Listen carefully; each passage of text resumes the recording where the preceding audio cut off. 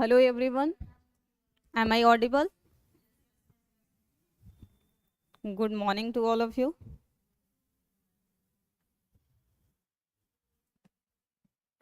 Sir pen कहाँ गया?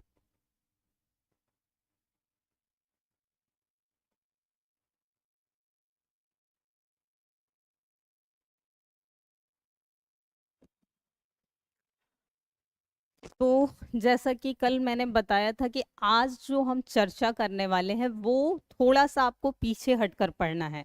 यानी कि उस समय जब औरंगजेब की मृत्यु हो जाती है, मध्यकालीन भारत इतिहास में आप दो मुख्यतः चैप्टर पढ़ते हैं। एक तो सल्तनत जिसमें 5 वंशों का शासन रहा, और एक मुगल। तो मुगल को भी हम मुख्यतः दो भाग में विभाजित करके पढ़ते हैं, एक बाबर से लेकर औरंगजेब तक का शासनकाल जो कि पूर्व मुगल काल कहलाता है, प्री यानी कि मुगल पीरियड, और दूसरा होता है पोस्ट मुगल पीरियड यानी कि उनके बाद के शासनकाल, औरंगजेब के मृत्युपरांत जो शासनकाल रहा। तो मुख्यतः उनकी मृत्यु के बाद बहुत सारे ऐसे प्रांतीय जो शासक थे जो कि मुगलों के अधीन रहे थे, उनकी कमजोरी का फायदा उठाते हुए उन्होंने स्वतंत्र राज्य बना लिया, यानी उनके अपने अपने राज्य हो गए। और यूरोपियों का धीरे धीरे जो वर्चस्व बढ़ा था उसकी भी वजह कहीं ना कहीं इन प्रांतीय शासकों का उदय था। मान लीजिए एक बहुत बड़े भूभाग पर एक ही व्यक्ति शासन करेगा। शासन में व्यक्ति में आप देखेंगे पहले राष्ट्र होगा, तो फिर प्रांत होगा, प्रांतों के बाद आप जिला सुनते होंगे, जिला के बाद सबसे छोटी इकाई जो होती है गांव कहलाती है। ठीक आज भी वैसा ही है, पहले एक देश है, फिर राष्ट्र है, राज्य है। बिहार में कई जिले बनेंगे, फिर जिलों में भी ब्लॉक होंगे, अलग प्रमंडल होंगे, अलग अलग स्तर पे। क्यों किया जाता है ऐसा? क्योंकि प्रशासन एक व्यक्ति द्वारा नहीं चलाया जा सकता। क्या मान लीजिए हमारे देश के प्रधानमंत्री हैं, राष्ट्रपति, क्या सब कुछ वो तो हैंडल नहीं कर सकते? वो राष्ट्रपति आप जानते हैं सबसे बड़े पद होता है, मतलब सबसे जो सर्वोच्च नागरिक भारत का माना जाता है, किसे कहा जाता है? राष्ट्रपति को। उसके बाद भी तो उस समय भी ऐसा ही किया जाता था। मुगलों के समय प्रांतों को सूबा कहा जाता था, और जब आप एंशिएंट हिस्ट्री में देखेंगे तो वहां अलग शब्द प्रयोग किया जाता था, पर मुगलों में वो सूबा कहलाता था। तो ये जो सूबे थे जो कि पहले मुगलों के अधीन रहे, उन्होंने क्या किया, अब स्वतंत्र राज्य की नींव रख दी। तो उन स्वतंत्र राज्यों की प्रशासन कैसे चली, उनमें कौन कौन से शासक रहे, उनकी आज जो है हमें चर्चा करनी है। जिसमें मुख्य रूप से बंगाल ने बहुत लंबे समय तक शासन किया था, हैदराबाद में जो निजाम का शासन रहा था उनका रहा था, कर्नाटक में बहुत कम समय तक, क्योंकि कर्नाटक पर हमेशा जो निजाम थे उनका और एक तरफ से मराठों का दबाव बना रहता था, तो वो शासन रहा। फिर जो कृषक समुदाय होता था उस समय जाट कहलाते थे, जो कि आपको मुख्य रूप से अभी भी दिल्ली में, हरियाणा, राजस्थान, मथुरा वगैरह का जो इलाका है वहीं पर जाट देखने को मिलते हैं। उन्होंने अपने स्वतंत्र राज्य की नींव रखी थी। कुछ राजपूत शासक जो थे, जो कि मुख्यतः राजस्थान में आपको राजपूत शासक देखने को मिलेंगे, उन्होंने स्वतंत्र राज्य की नींव रखी थी। अवध में रखा गया था। इसके अतिरिक्त आपको रुहेलखंड, उत्तर प्रदेश का जो हिमालयी रीजन है उसका निचला हिस्सा, तराई क्षेत्र पढ़ा होगा आप लोगों ने जियोग्राफी में, जब आप पढ़ते हैं कि जो सब शिवालिक का हिस्सा होता है उसके बाद तराई का रीजन, वहां वाले क्षेत्रों में जिसमें हम कह सकते हैं रुहेलखंड का शासन रहा था। तो मुख्यतः 7-8 जो प्रांतीय शासक रहे हैं उनके बारे में चर्चा होने वाली है। इसके अतिरिक्त थोड़ी सी चर्चा हम सिखों की करेंगे। 10 सिख गुरु के बारे में आपने पढ़ा होगा, तो उनकी चर्चा करेंगे। सिखों में बाद में आपने देखा होगा रणजीत जी, जो कि सुकरचकिया मिसल पढ़ा है। हाँ, तो वहां की बात जो है नेक्स्ट सेशन में होगी, लेकिन उसके बाद की वो कहानी है। तो ये कहानी सिर्फ हिस्ट्री को समझने के लिए आपको है, और इसमें जो प्रश्न पूछे जाएंगे संस्थापकों के बारे में सीधे सीधे पूछे जाते हैं, बंगाल के नवाब के क्रम आपसे पूछे जाएंगे, या फिर जिन नए प्रांतीय शासकों का उदय हुआ है उनके सीधे सीधे संस्थापक पूछे जाते हैं, पर बहुत डीपली जो है यहाँ से प्रश्न नहीं पूछा जाता है। तो हम कह सकते हैं कि ये सिर्फ आपको हिस्ट्री समझने के लिए बहुत जरूरी होता है। यानी न्यू जो ऑटोनोमस स्टेट एस्टैब्लिश्ड किए गए थे उनकी बात आज हम करने वाले हैं। Come to next page. यहाँ है new autonomous state established in 18th century. अब इन राज्यों में एक पहले तो हम सबके संस्थापकों को देख ले रहे हैं, यानी जो भी इंडिपेंडेंट न्यू स्टेट बने उनके फाउंडर कौन कौन थे, और ये प्रश्न सीधे सीधे आपसे पूछा जाएगा। मिलान करने में भी आ जा सकता है, एक तरफ 4 जो है स्वायत्त राज्य होंगे और एक तरफ संस्थापक, या फिर दे दिया प्रश्न कि निम्न में से कौन सा बंगाल का संस्थापक था, ऐसा प्रश्न। ये एकदम फैक्ट है। पहला है हैदराबाद। हैदराबाद का कौन था? निजाम उल मुल्क। पर इसका रियल जो नाम था याद रखिएगा, चिनकिलिच खां था।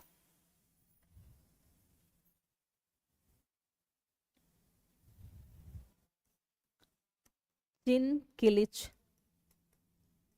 खां, ये इसका रियल नाम था, लेकिन ये जिस पदवी के साथ बैठा था वो नाम था निजाम उल मुल्क। उसके अलावा कर्नाटक में जो जिसने स्वतंत्र राज्य की नींव रखी थी, सआदत उल्ला खां। यहां देखिए कंफ्यूजन होता है इन दोनों में।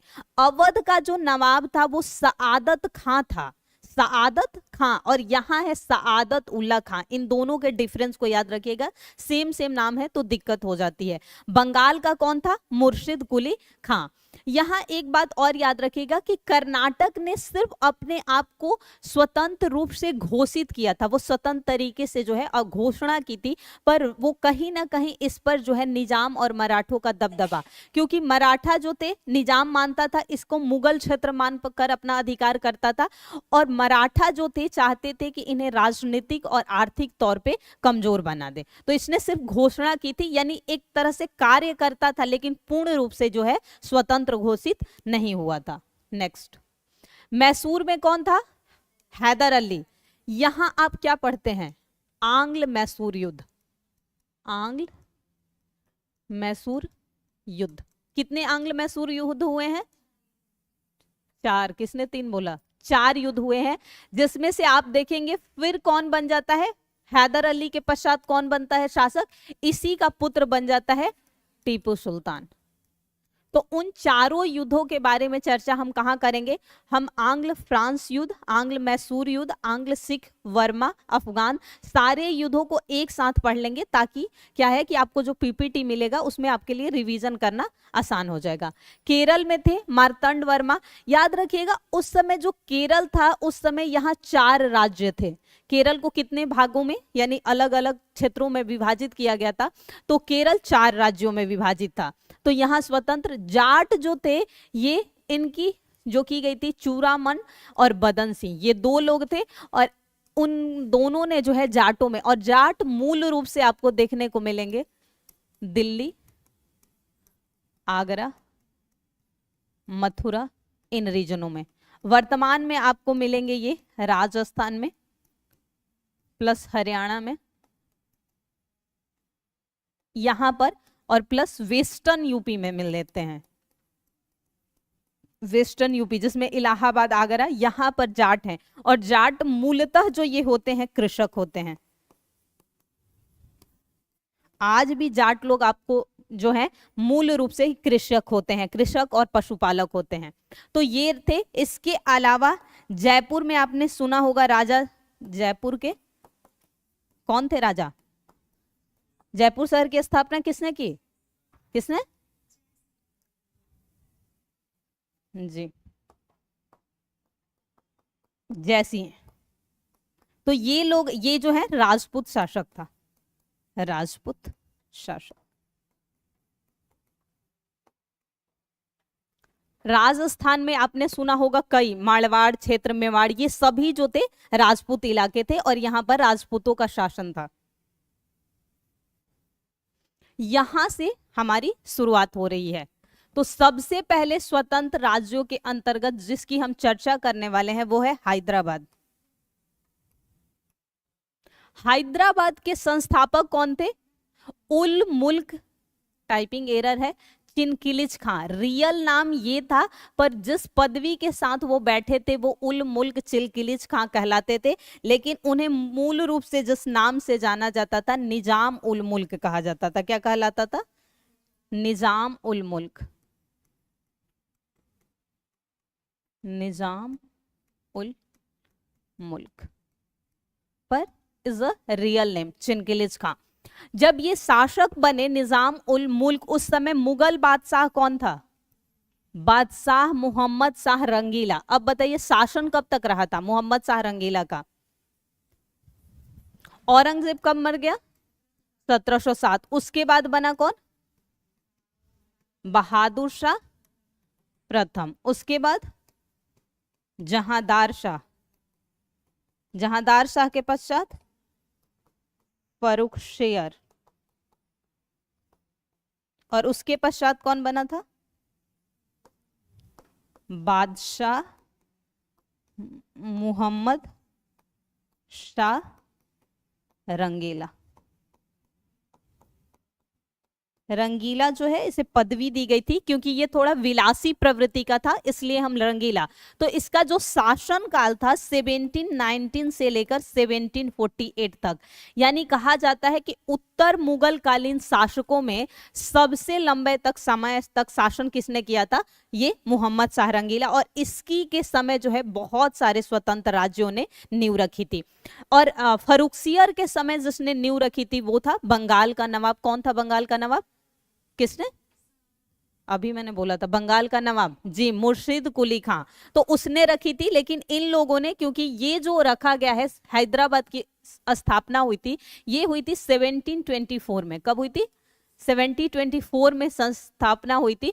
तो ये रखा गया था मोहम्मद शाह रंगीला। तो सबसे पहले निजाम उल मुल्क को 2-3 पॉइंट याद रखिए यहां। पहले इसे अवध का सूबेदार बनाया गया। अवध का सूबेदार। एक यहां देखिए, जैसे ये राष्ट्र हुआ, राष्ट्र का अर्थ क्या है? यानी जितने भारतीय उपमहाद्वीप पर किसी वंश का शासन हो वो राष्ट्र कहलाता था। अब ये राष्ट्र क्या करते थे? प्रशासन को सुचारू तरीके से, व्यवस्थित तरीके से चलाने के लिए प्रांतों में विभाजित करते थे। उन प्रांतों को मुगलों के समय क्या कहा जाता था? सूबा कहा जाता था। सूबे से फिर जिला बनता था जो कि विषय कहलाता था, फिर परगना होता था, ऐसे विभाजन होता था। तो इनमें से क्या किया जाता कि ये जो सूबा होता था, सूबा, इसमें ऐसे व्यक्तियों को नियुक्त किया जाता था जिन पर राजा को लगता था कि ये ईमानदार हैं, यानी जिन पे विश्वास किया जा सकता है। कोई भी व्यक्ति किसी संस्था में अपने उच्च पद पर उसी व्यक्ति को रखता है, या तो वो उसका अपना हो जिससे लगे कि हाँ मेरा नुकसान नहीं कर सकता है, या फिर एक ऐसे व्यक्ति को नियुक्त करेगा जिस पर वो विश्वास कर सकता है। तो जो सूबेदार नियुक्त किए जाते थे या तो वो राजा के पुत्र होते थे, या फिर राजा वैसे विश्वसनीय व्यक्ति को करते थे जिन पर वो विश्वास रख सकते थे कि ये अच्छे से काम करेंगे। तो सबसे पहले अवध का जो है इन्हें सूबेदार बनाया गया। फिर भी ये अवध के बाद फिर इन्हें दक्कन का वायसराय बनाया गया। दक्कन समझ रहे होंगे किस प्रांत की बात हो रही है? महाराष्ट्र और उधर के आसपास का जो रीजन है दक्कन प्रांत। तो दक्कन का वायसराय बनाया गया।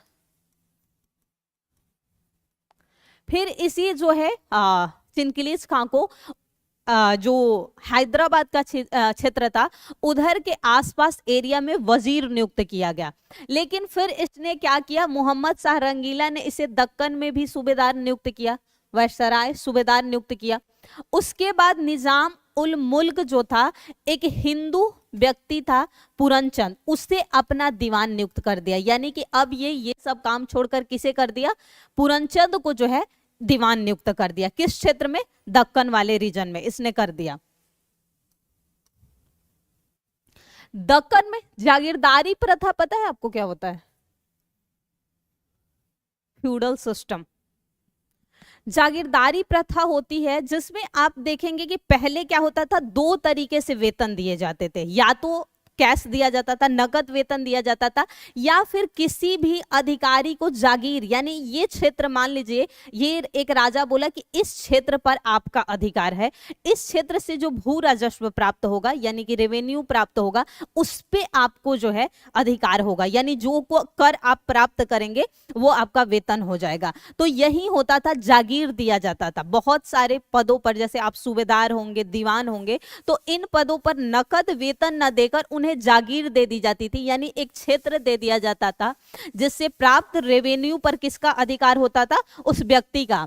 तो इसने क्या किया कि दक्कन में जागीरदारी प्रथा को अपनाया और राजस्व व्यवस्था यानी कि जो रेवेन्यू सिस्टम होता है उसमें निहित भ्रष्टाचार को समाप्त करने का प्रयास किया। अब क्या होता था कि रेवेन्यू प्राचीन समय काल में एक फिक्स रेट होता था कि 1/6 होगा, जितनी उपज होगी या उपजाऊ भूमि होगा उसका या तो 1/6 होगा या 1/4 होगा या 1/8 होगा। पर क्या होता था कि धीरे धीरे मनमानी होने लगी, जैसे कि राजा को देना हो 1/5 देना हो तो जो जिसके हाथ में वो होता था जागीर वो 1/6 लेता था कर राजा से, 5th लौटा दिया और इतना उसे फायदा हो जाएगा। तो ये क्या किया कि इसमें जो भ्रष्टाचार था उसे समाप्त करने के लिए काम किया। किसने किया?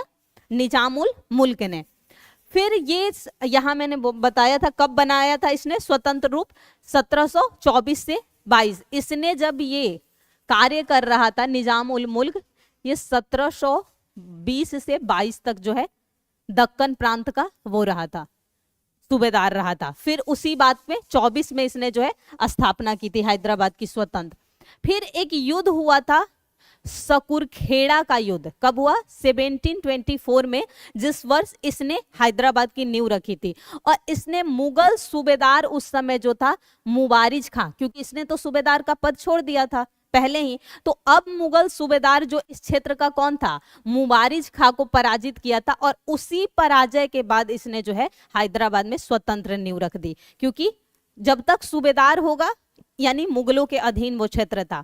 इसने क्या किया? उस युद्ध के तहत यहाँ के सूबेदार को पराजित करके और यहीं पर उसने जो है पहली बार हैदराबाद की नींव रखी, स्थापना कर दी। लेकिन ये व्यक्ति मुस्लिम वर्ग से होने के बावजूद हिंदुओं के लिए बहुत अच्छे कार्य किया था, यानी जो भी इसके दरबार में रहते या हिंदुओं के हित में कार्य किया था। हिंदुओं से अच्छे संबंध थे इसके। और उपाधि दी गई थी आसफ जां। अब यहां याद रखिएगा, ये जो था इसे आसफ जां, इसने जिस वंश की स्थापना की थी वो कहलाता है आसफ जाही वंश। यानी हैदराबाद में पूछा जाए कि किस वंश की नींव रखी थी निजाम उल मुल्क ने, तो आसफ जाही वंश, जिसे जो कि इसे आसफ जाह की पदवी मिली थी, उसी पर इसने वंश का जो नाम रखा था आसफ जाही वंश के नाम से रखा था। तो इसमें मुख्यतः दो ही प्रश्न पूछे जाते हैं, या तो संस्थापक कौन था, या पूछ लिया जाए कि जब ये शासक था उस समय मुगल बादशाह कौन था।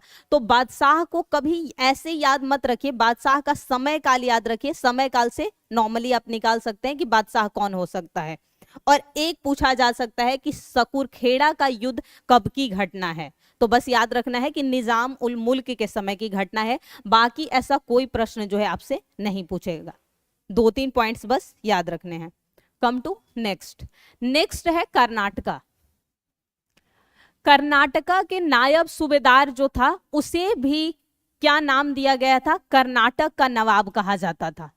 कर्नाटक के नवाब ने क्या किया था? बहुत पहले ही कर्नाटक में स्वतंत्र रूप से घोषणा करके, मैंने क्या बोला, कर्नाटक को स्वतंत्र रूप से सिर्फ घोषित करके वो कार्य कर रहा था। और वहां जो राजधानी उसने बनाया था, उसने अर्काट को अपनी राजधानी बनाया था। अर्काट वर्तमान कर्नाटक का एक शहर है जिसे उसने अपनी राजधानी बनाई थी।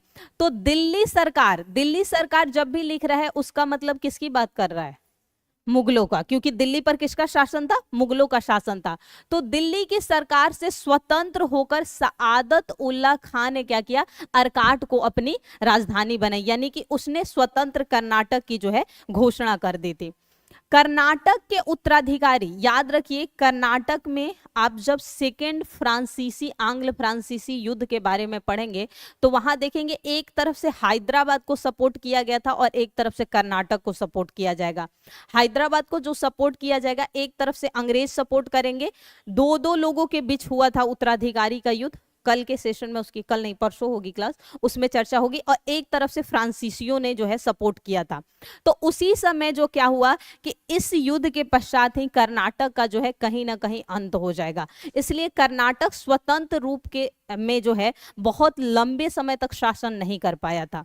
तो कर्नाटक उत्तराधिकारी को अंततः कर्नाटक का नवाब जो था मुहम्मद अली और उसका उत्तराधिकारी जो था British governor general Lord Wellesley. इस समय कौन था? अंग्रेजों की तरफ से, तो अंग्रेजों की तरफ से था वेलेस्ली। और वेलेस्ली ने ही क्या किया था, एक मतलब षड्यंत्रात्मक पत्राचार, एक तो हिंदी में वर्ड, हाँ षड्यंत्र मतलब करना किसी तरह से, हाँ, तो आरोप लगाकर और ये छीन लिया। और ये युद्ध हमें देखने को इसके उत्तराधिकारी को मिलेगा जो सेकंड आपको कर्नाटक, आंग्ल कर्नाटक युद्ध होगा। यहां हम इसकी चर्चा जो है इसकी विस्तार से वहां पर की जाएगी कि एक तरफ से हैदराबाद के उत्तराधिकारी की लड़ाई हुई थी, क्योंकि निजाम हमेशा कर्नाटक पर क्या, मुगल शासन, क्योंकि इसने तो स्वतंत्र रूप से सिर्फ घोषणा की थी, तो निजाम को लगता था कि ये अभी भी मुगलों के अधीन है, तो निजाम हमेशा इस पर दबाव बनाए रहता था। और दूसरा जो मराठा थे, क्योंकि मराठा का भी शासन उसी क्षेत्र में दक्कन में था, तो मराठा हमेशा कर्नाटक को राजनीतिक तौर पे और आर्थिक तौर, दोनों ही तौर से चाहता था कि उसे कमजोर कर दे। इसलिए इनका जो शासन रहा स्वतंत्र रूप से, उत्तराधिकारी के पद पर बहुत लंबे समय तक नहीं इन्होंने शासन किया था, ये बहुत जल्दी जो है समाप्त हो चुके थे। सबसे ज्यादा लंबे समय तक शासन आपको देखने को मिलेगा एक तो बंगाल में, बंगाल में लगभग 8 नवाबों ने, 9 नवाबों ने शासन किया है। उसके बाद आपको अवध में देखने को मिलेगा। अवध को तब स्वतंत्र रूप से खत्म किया जाता है जब लाया जाता है डलहौजी का डॉक्ट्रिन ऑफ लैप्स, जिसमें किसे मिलाया गया था, 1856 में आपने सुना होगा कि अवध पर कुप्रशासन का आरोप लगाकर उसे मिला लिया गया था। तो वहां उनकी वो समाप्त हो जाते हैं दोहीगा, क्योंकि यहां जिसकी हम बात कर रहे थे हैदराबाद, इसके मृत्यु के बाद यहां भी खत्म हो जाता है, उसके बाद आगे इनका शासन नहीं रहता है। अब यहां से ये सबसे इंपॉर्टेंट है, इस चैप्टर का मोस्ट इंपॉर्टेंट है, इसे रट जाना, यहां से बहुत प्रश्न पूछा जाएगा।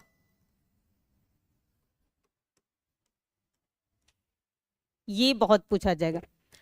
यहां सबसे पहले कहानी, बंगाल में जब स्वतंत्र रूप से घोषणा नहीं हुई थी, एक शासक का नाम आपने सुना होगा, शाह सूजा, सुना है? बंगाल में शासन किया था इसने, शाह सूजा नाम था। उसके समय से ही यहां पर जो है अंग्रेजों का दबदबा बढ़ने लगा था। फिर क्या हुआ था कि अंग्रेज जब बंगाल में पहली अपनी फैक्ट्री स्थापित करते हैं, तो पहली फैक्ट्री स्थापित करने के बाद एक तो हम पढ़ते हैं 3000 रुपए वार्षिक, किसके समय, किस मुगल शासक के समय, फर्रुखसियर। उससे पहले भी यहां पर एक बार चुंगी कर को समाप्त कर दिया गया था, यानी बंगाल में शासन करने के लिए कर नहीं दिया जाता था। लेकिन ये पूर्ण रूप से जो है घोषित नहीं थी, पूर्ण रूप से जो हुआ था वो फर्रुखसियर के समय किया गया था कि बंगाल पर कोई भी व्यापार करने के लिए आपको जो है 3000 वार्षिक देकर कहीं भी व्यापार यानी चुंगी नहीं देना पड़ेगा। तो हुआ क्या कि जब 1707 ईस्वी में, यहां से कहानी सुनिए, मृत्यु से पूर्व क्या था कि मुर्शिद कुली खां था दीवान। 2 पद होते थे, हमेशा याद रखिएगा, एक दीवान का होता है और एक होता है सूबेदार का, सूबेदार। तो ये सूबेदार बना था किसके समय काल में, फर्रुखसियर। और ये दीवान किसके समय काल में था, औरंगजेब। लेकिन औरंगजेब के समय जो सूबेदार था, नेक्स्ट ये देखिए, कहानी जब तक समझिएगा तभी क्लियरिटी आएगी। अजीमुशान, कल पढ़ा था अजीमुशान के बारे में, कल पढ़ाया था मैंने अजीमुशान, जिसने क्या दिया था, 3 स्थानों की जमींदारी दे दी थी। कब की घटना थी वो, 1698 की बात है। तो क्या हुआ कि जब औरंगजेब के समय अजीमुशान जो था सूबेदार पद पे था, और दीवान कौन था, मुर्शिद कुली खां, ये उस समय सूबेदार था। तो ये क्या होता था कि प्रशासन के काम से क्या होता था, सूबेदार के पास, याद रखिएगा, दीवान के मामले में अधिक जो है वो मजबूती होती है, क्योंकि इसे सूबे के पूरे क्षेत्र को देखना होता है और इसे दीवानी मामलों को देखना होता है। घरेलू जो मामले होंगे, अभी भी पढ़ते हैं, दो तरह के होते हैं, दीवानी और फौजदारी। तो फौजदारी के पास ज्यादा होता है, दीवानी जो घरेलू मामले हुए, गोद लेने के मामले हुए, तलाक, शादीशुदा के मामले, तो इसके पास जो है कम होता था। लेकिन ये जो है हमेशा दिल्ली में रहता था प्रशासनिक कार्यों से। तो बंगाल का मुख्य किसके हाथों में था? बंगाल का पूरा कार्य आ गया था मुर्शिद कुली के हाथों में। और फिर जैसे ही 1707 में, ये 1717 में क्या करता है,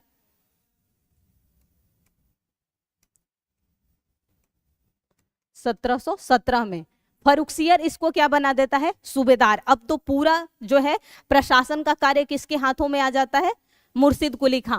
मुर्शिद कुली खां जब देखता है कि पूरे सूबेदारी का कार्य उसके हाथों में आ गया और मुगलों की स्थिति ऑलरेडी अब खराब हो चुकी थी औरंगजेब के मृत्यु के पश्चात, इसने क्या किया, 1717 में ही स्वतंत्र राज्य की बंगाल में नींव रख दी। इसने जैसे ही स्वतंत्र रूप से नींव रखी, एक काम किया, पहले तो इसने राजधानी ही बदल दी। पहले राजधानी थी बंगाल की, कहाँ थी पहली राजधानी बंगाल की? मुर्शिदाबाद। आप लोग कोई हिस्ट्री की बुक्स पढ़ते हैं? ढाका थी। हाँ, इसने जो है मुर्शिद कुली ने राजधानी को मुर्शिदाबाद कर दिया, याद रखिएगा, इसी नाम से कर लीजिए, मुर्शिद से मुर्शिदाबाद।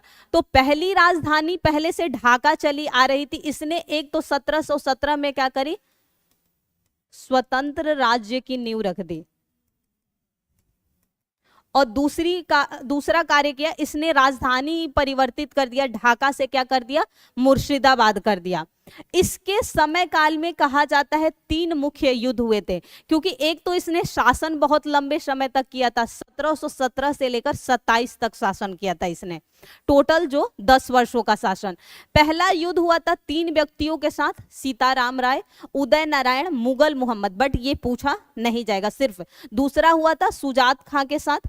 याद रखिए, ये सब सिर्फ स्टोरी को रिलेट करने के लिए पढ़ना होता है, ये सब कभी नहीं पूछा जाएगा कहीं, क्योंकि जब मैं प्रश्न कराऊंगी तो देखिएगा ऐसे प्रश्न कभी नहीं पूछे जाएंगे। तो ये होता है सिर्फ आपको कहानी समझने। और तीसरा युद्ध हुआ था नजात खां के साथ। अब इस पॉइंट को सिर्फ सुनना होता है, दिमाग में नहीं, दिमाग में रखना है किसे, ये पॉइंट पूछा जाएगा। ढाका के स्थान पे क्या कर दिया, राजधानी को मुर्शिदाबाद कर दिया। अब इसने जो बदलाव लाया, सबसे पहले इसने भू राजस्व बंदोबस्त व्यवस्था ला दी, लैंड रेवेन्यू सेटलमेंट को। भू राजस्व बंदोबस्त व्यवस्था आप 3 पढ़े होंगे।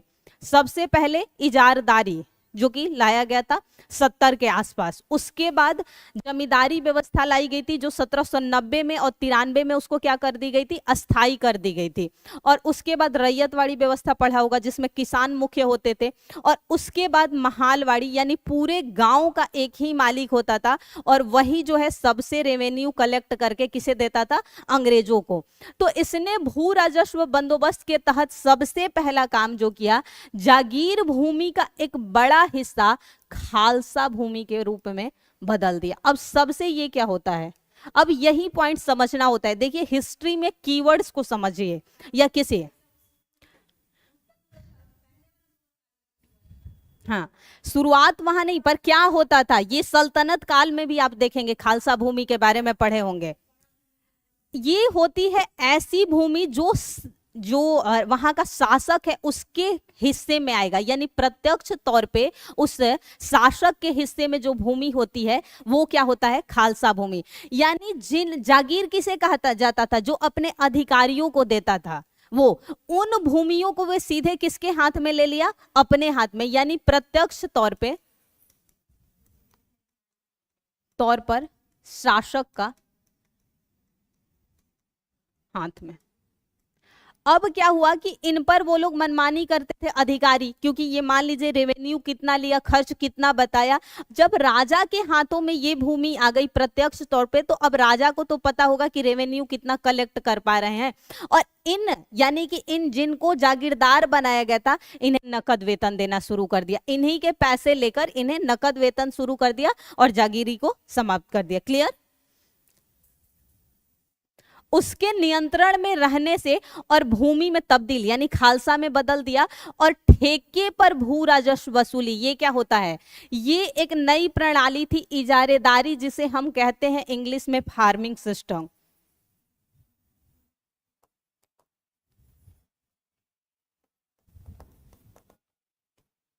फार्मिंग सिस्टम कुछ नहीं होता है, पट्टे पर जो है बोली लगाना, नीलामी करना। आप देखे होंगे नीलाम किया जाता है जैसे बोली, तो सबसे अधिक जो बोली लगाएगा उसे वो खेत देते थे। और ये व्यवस्था सबसे पहले भू राजस्व व्यवस्था के अंतर्गत मानी जाती है, इजारेदारी व्यवस्था।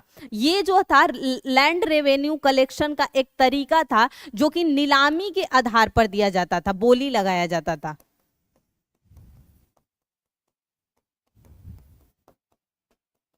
जो सबसे अधिक मान लीजिए कि कहेगा कि हाँ हम एक साल में इतने पैसे देंगे, उसे वो भूमि पट्टे पर दे दी जाती थी। लेकिन वो 5 वर्ष के लिए होती थी। शुरुआती समय में इजारादारी व्यवस्था जो लाई गई थी वो 5 वर्षों के लिए लाई गई थी। जब हम वो भू बंदोबस्त व्यवस्था यानी कि लैंड सेटलमेंट सिस्टम को पढ़ेंगे तो वहां की बात, तो अब हमेशा आपको तो याद रहेगा ना कि इजारेदारी व्यवस्था शुरू किसने कर दी थी? बंगाल के नवाब मुर्शिद कुली खान ने। तो यहाँ बोली लगाया जाता है, सबसे अधिक जो नीलामी पर बोली लगाएगा उसे वो खेत जो है पट्टे पर दे दिया जाएगा। तो क्या 2 सुधार किए?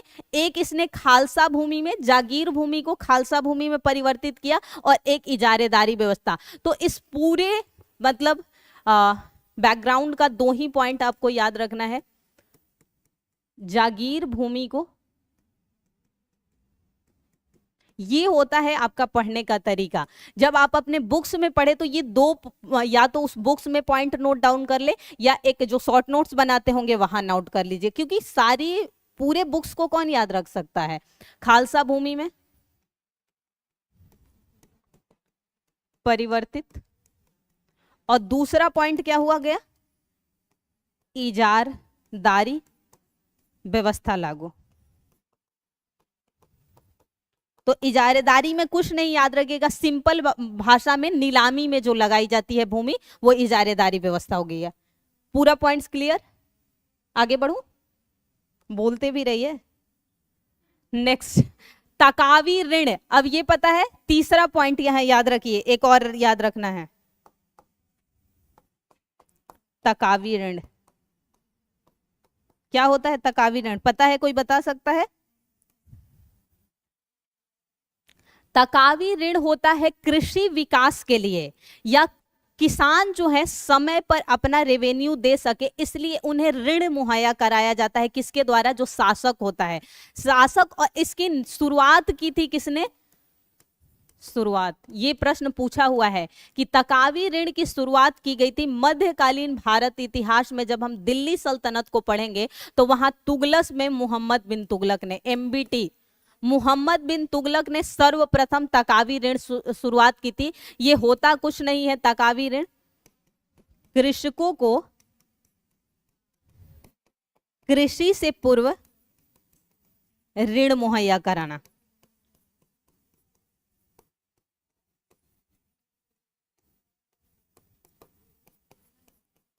जिसका उद्देश्य क्या होता था?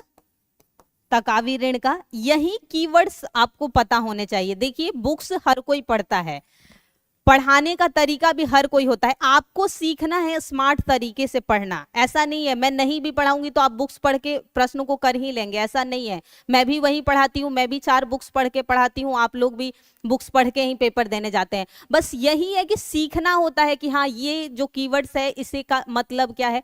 उद्देश्य जो था कृषि में सुधार, और दूसरा क्या था? किसान समय से अपना लगान चुका सके।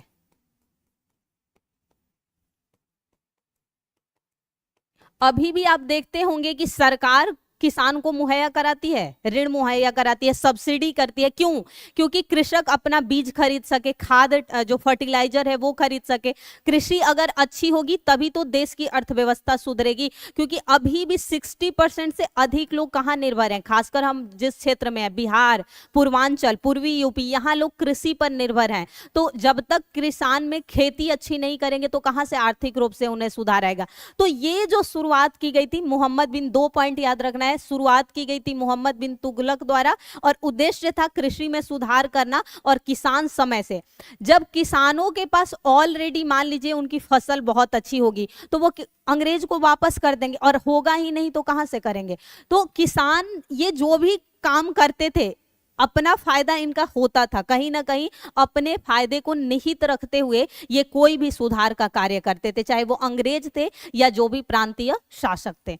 तो ये पॉइंट्स 2 याद रखना है। तो इसमें आपको 3 पॉइंट मुर्शिद कुली खां के बारे में, 4 पॉइंट याद रखना है। बंगाल का संस्थापक था मुर्शिद कुली खां, उसने तकावी ऋण लाया था, इजादारी प्रथा को लाया था, इसके अलावा उसने खालसा जागीर को खालसा भूमि में परिवर्तित की थी और ढाका से राजधानी मुर्शिदाबाद। बस 5 पॉइंट रखना है, बाकी सब सोचिए कचड़ा है, सिर्फ स्टोरी को समझने के लिए है। उसके अलावा मुर्शिद खां की मृत्यु हुई, तो मृत्यु कब हुई? 1727 में ये मृत्यु होती है। तो इसका दामाद जो था सुजाउद्दीन जो है बंगाल का नवाब बना था, और इसका जो दामाद था यही इसका भतीजा था। क्योंकि आप जानते हैं मुसलमानों में शादी ऐसे हो जाती है कजिन्स में। इसमें अगर आप में से कोई होगा तो बुरा नहीं, ये अपनी हर हिंदुओं की भी कई ऐसी प्रथा है, इसमें अगर कोई हो भी तो आप लोग बुरा मत मानिएगा। तो ये इसका भतीजा ही था, इसी से इसकी पुत्री का विवाह हुआ था और इसने अपने दामाद सुजाउद्दीन को बंगाल का अगला जो है नवाब बनाया गया। उससे पहले सुजाउद्दीन जो था बिहार प्रांत का और उड़ीसा प्रांत, इन दोनों प्रांतों का सूबेदार रह चुका था। क्योंकि मैंने हमेशा कहा इन पदों पे उसी व्यक्ति को रखेगा जिन पर भरोसा कर सकता है। तो ये पहले से उड़ीसा और बिहार दोनों ही प्रांतों का जो है सूबेदार रह चुका था और अगला बंगाल का नवाब बना। इसके समय में बहुत ऐसे काम नहीं हुए। जब आप बिहार का इतिहास पढ़िएगा वहां हम सुजाउद्दीन के बारे में विस्तार से पढ़ेंगे। आगे बढ़े। सुजाउद्दीन के बाद उसका बेटा जो था सरफराज खां शासक बना, अगला बंगाल का नवाब बना। नेक्स्ट तो क्रम कैसे होगा? मुर्शिद कुली खां, मुर्शिद कुली खां के बाद सुजाउद्दीन, सुजाउद्दीन के बाद सरफराज खां। गुड। इसके बाद क्या होगा कि सरफराज खां और अलीवर्दी खां के बीच एक युद्ध होगा, गिरिया का युद्ध कहलाता है। उस गिरिया के युद्ध के पश्चात क्या होगा? उस युद्ध में अलीवर्दी खां जीत जाएगा और अलीवर्दी खां जीतने के बाद अगला नवाब, यानी कि हम कह सकते हैं कि इसे वंशानुगत तरीके से जो है पदवी नहीं मिली है, युद्ध के तहत मिला है। यानी अलीवर्दी खां सरफराज खां को गिरिया के युद्ध में पराजित करता है। यह युद्ध हुआ था 1740 में। कब का युद्ध है गिरिया का युद्ध? 1740 में हुआ था। क्योंकि सरफराज खां का जो शासन काल रहा 1739 से 40 तक, ये लगभग 1 साल तक शासन किया था। और सुजाउद्दीन ने जो शासन किया था 1727 से लेकर 39। तो ऐसे क्रम बस याद रखिएगा, बहुत सारी घटनाएं जो हैं आप क्या कर लेंगे, रिलेट कर पाएंगे। Come to next page. अब जब अलीवर्दी खां शासक बनतेगा तो रघु जी, ये कब? मराठों तरफ की जब आप बात करेंगे उनकी बात हो रही है। रघु जी ने वर्ष 1751 में उड़ीसा प्रांत का एक बड़ा भाग वार्षिक चौथ के रूप में निश्चित धनराशि देकर मराठों से संधि की। चौथ और सरदेश मुखी, हाँ जी बोलिए।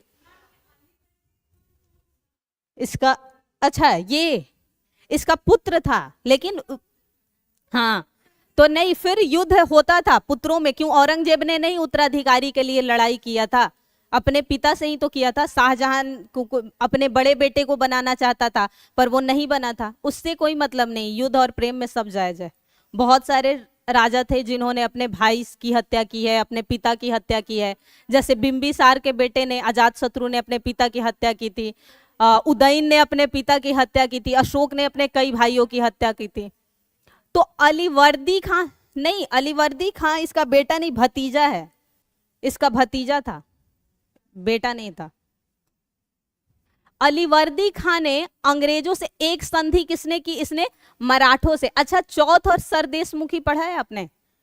मराठा चौथ, एक चौथाई हिस्सा जिस पे अधिकार होता था, यानी जिन क्षेत्रों पर, और सरदेशमुखी में 1/10 हिस्सा देना होता था, जिन क्षेत्रों पर पहले मराठों का अधिकार होता था उन क्षेत्रों पर चौथ लगाया जाता था। और सरदेशमुखी होता था उनके सुरक्षा के लिए, जैसे कि हम इस क्षेत्र में आपकी सुरक्षा करेंगे, उसके बदले आपको कुछ पैसे देने पड़ते थे। तो इसने रघु जी मराठा से है, तो अलीवर्दी खां ने क्या किया था? 1751 में उड़ीसा के प्रांत, क्योंकि बंगाल, बिहार और उड़ीसा एक ही प्रांत के नाम से जाने जाते थे, बंगाल प्रांत। पहले किस नाम से जाना जाता था? बंगाल प्रांत का मतलब हमेशा याद रखिए, यहां एक कहानी और समझ लीजिए। बंगाल प्रांत, बंगाल प्रांत का बिहार, शॉर्ट में लिख रही हूं, प्लस उड़ीसा, ये तीनों कहलाते थे। फिर क्या हुआ? 1912 की घटना, क्या हुआ था? हाँ, फिर क्या हो गया? बिहार प्लस उड़ीसा एक साथ हो गए और बंगाल अलग। उस समय इसमें झारखंड भी था। उड़ीसा फिर क्या होगा? 1936 में, क्योंकि 1935 का जो एक्ट लाया जाएगा तो अलग होगा, और फिर 2000 में जाकर क्या होगा? झारखंड। लेकिन झारखंड किसी उसके तहत नहीं अलग हुआ था, झारखंड एक सामाजिक राजनीतिक आंदोलन के तहत अलग किया गया था, क्योंकि वो जनजाति ज्यादा है। बिहार में अभी भी देखेंगे एसटी जो वर्ग है बहुत कम आपको मिलेंगे, थोड़े बहुत एसटी आपको देखने को मिलेंगे जो चंपारण का इलाका है या कुछ इलाकों में। पर झारखंड में देखेंगे जो छोटा नागपुर का रीजन है वहां आपको बहुत सारी जनजातियां देखने को मिलेंगी, मुंडा, संथाल, हो, कई जनजातियां वहां देखने को मिलती हैं।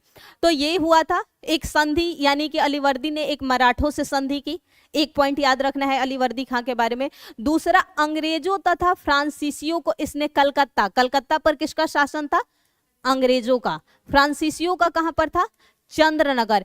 इन दोनों ही स्थानों पर जो है किला बनाने से मना, यानी जो वो फोर्ट का निर्माण करते थे, इसी कलकत्ता में जो है जो फोर्ट विलियम का जो है निर्माण करने की बात की गई थी। तो इन दोनों पर अलीवर्दी खां ने मना कर दिया। तीसरी पॉइंट, अलीवर्दी खां के मृत्यु के पश्चात कौन बना? सिराजुद्दौला। और ये कौन था? सिराजुद्दौला। तो याद रखिएगा इसकी पुत्री का पुत्र था, जो क्या कहलाता है? नहीं, नाती कहलाता है, दौहित्र कहलाता है। हिंदी में उसे दौहित्र कहते हैं। पुत्री के पुत्र को क्या कहते हैं? दौहित्र कहा जाता है। हाँ, नाती आम बोलचाल में नाती कहते हैं, पर वैसे दौहित्र। तो इसका दौहित्र बना। अलीवर्दी खां की 3 पुत्रियां थी, यहां समझिए, 3 बेटी थी। इसमें एक जो था ये जिसकी मां होगी, सिराजुद्दौला की मां होगी।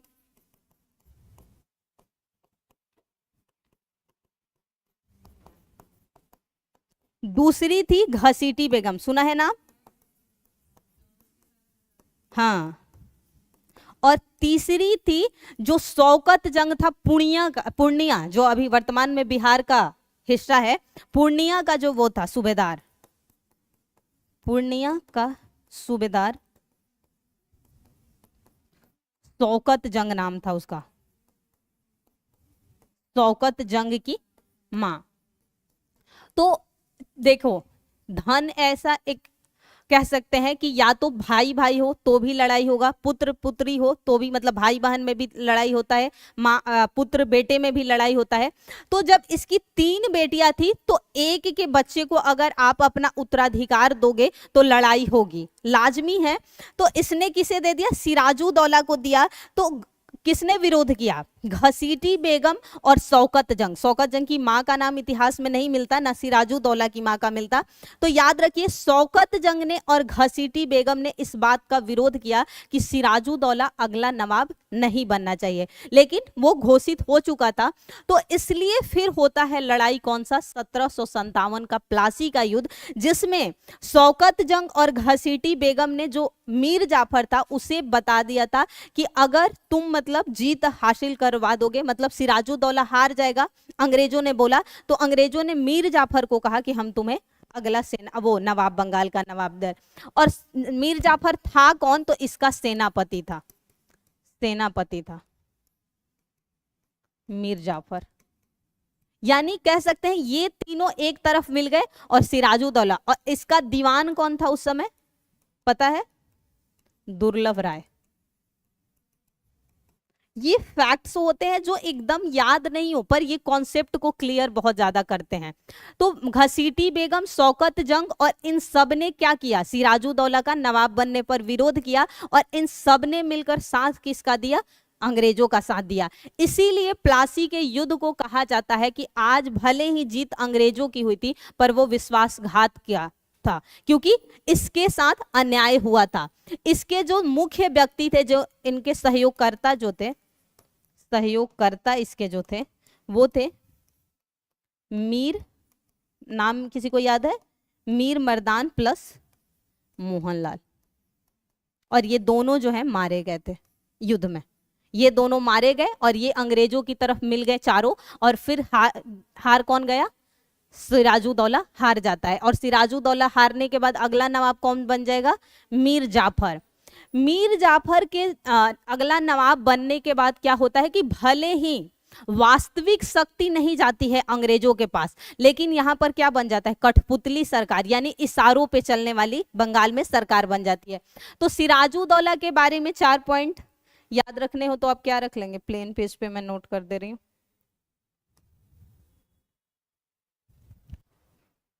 इसके समय जो घटना हुई, एक तो हुआ ब्लैक होल की घटना। पता है क्या थी ब्लैक होल की घटना? जी बिल्कुल सही। कब की घटना है? 1756, 22 जून 1756 की घटना, जो कि बताया जाता है एक छोटी, अब कितनी कहानी सच है ये नहीं पता पर ये लिखा हुआ है। दूसरी घटना क्या हुई? प्लासी का युद्ध।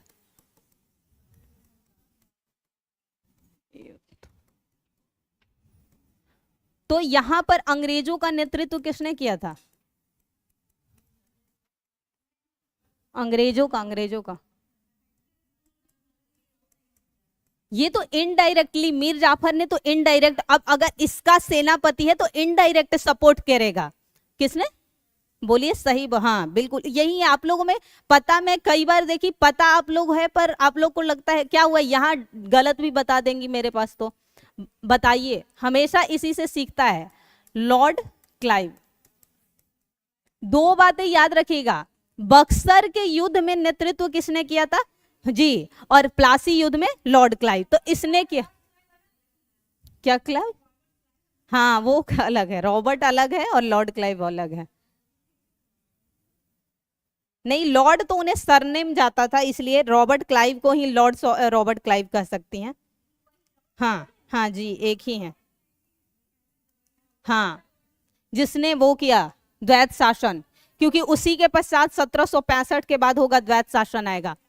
तो ये सिराजुद्दौला के समय कार्य हुए। ब्लैक होल की घटना हुई। ब्लैक होल के घटना के अलावा एक सिराजुद्दौला के समय जो घटना हुई, प्लासी का युद्ध। तो बस अभी क्योंकि इन सब में डिटेल से चर्चा होगी, ये सिर्फ आपको हिस्ट्री को समझने के लिए मैं पढ़ा रही हूँ। इन सब पे, प्लासी का युद्ध जो है, बक्सर का युद्ध, इन सब पे विस्तार से आपकी क्लासेस चलने वाली है। 1757 में प्लासी का युद्ध, अंग्रेजों से संघर्ष हुआ, जीत भी किसकी हुई? अंग्रेजों की ही हुई। फिर जैसे ही मीर जाफर को नवाब बना दिया गया, क्योंकि ये कहानी बाद की, मैंने पूरा नहीं लिखा है, समझिए यहाँ मैं समझा रही हूँ। मीर जाफर बन गया। मीर जाफर बन तो गया यहाँ पर, लेकिन मीर जाफर को कुछ दिनों बाद ही ये एहसास हो गया कि उसने गलती की है। क्योंकि इसने एक तो 24 परगना, आपने सुना होगा कि पश्चिम बंगाल में एक क्षेत्र है 24 परगना, 24 परगना की जमींदारी जो है इसने किसको दे दी थी? अंग्रेजों की। अब अंग्रेज युद्ध में जितनी क्षति हुई उसकी भरपाई भी मीर जाफर से करवाएं, कभी गिफ्ट के नाम पर, कभी मुआवजा के नाम पर, कभी नजराना के नाम पर, इससे हमेशा वसूली करने लगे। अब मीर जाफर को एहसास हो गया कि उसने जो निर्णय लिया था, उसने सिर्फ और सिर्फ नवाब बनने के लिए जो निर्णय लिया वो गलत था। मैम, तो मीर जाफर जो है अगला बना।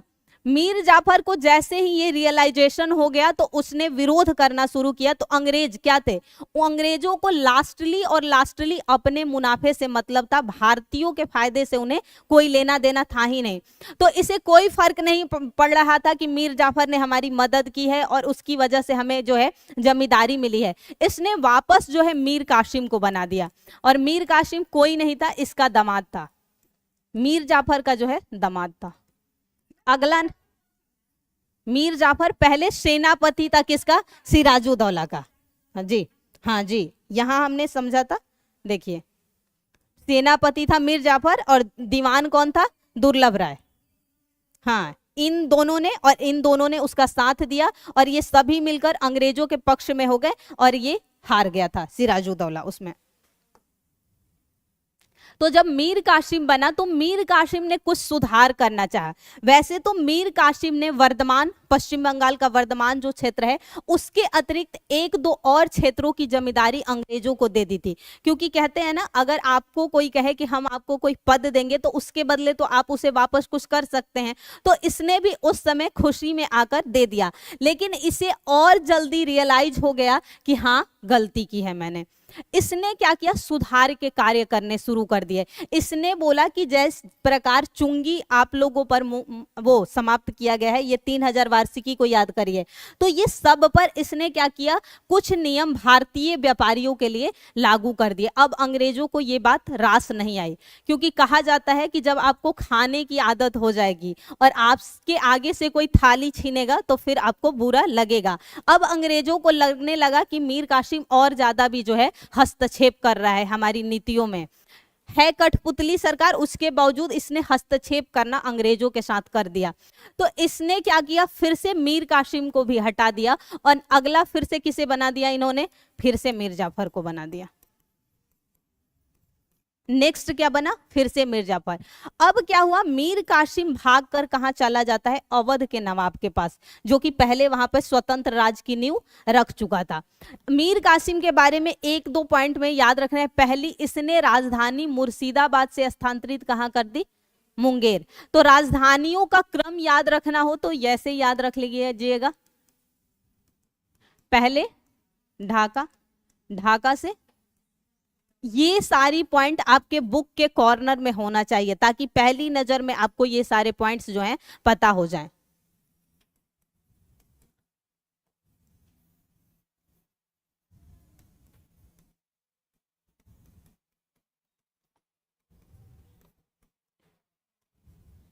मुंगेर कहाँ है, बिहार, हाँ, बिहार में राजधानी। और इसी मुंगेर में आप देखेंगी कि आज भी बंदूक बनाने के कारखाने बिहार में हैं। उस समय यहां पर अस्त्र और बंदूक बनाने के कारखाने इसी ने शुरू किया था।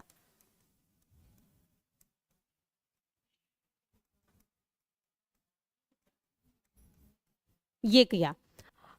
फिर मीर जाफर बन गया दोबारा। मीर कासिम क्या हुआ, यहां से भागकर, जब अंग्रेजों से उसका युद्ध हुआ तो हारने के बाद ये भागकर अवध के नवाब के पास शरण लेता है। अवध के नवाब, याद, यहाँ एक पॉइंट मैं बताना भूल गई, याद रखिएगा, सिराजुद्दौला की हत्या भी कर दी गई थी। सिराजुद्दौला जब 17 प्लासी युद्ध में हार जाता है तो इसकी हत्या कर देता है मीर जाफर का पुत्र, नहीं वो दामाद था, मीरन ने, मीरन, हाँ, मीरन ने हत्या करवा दी।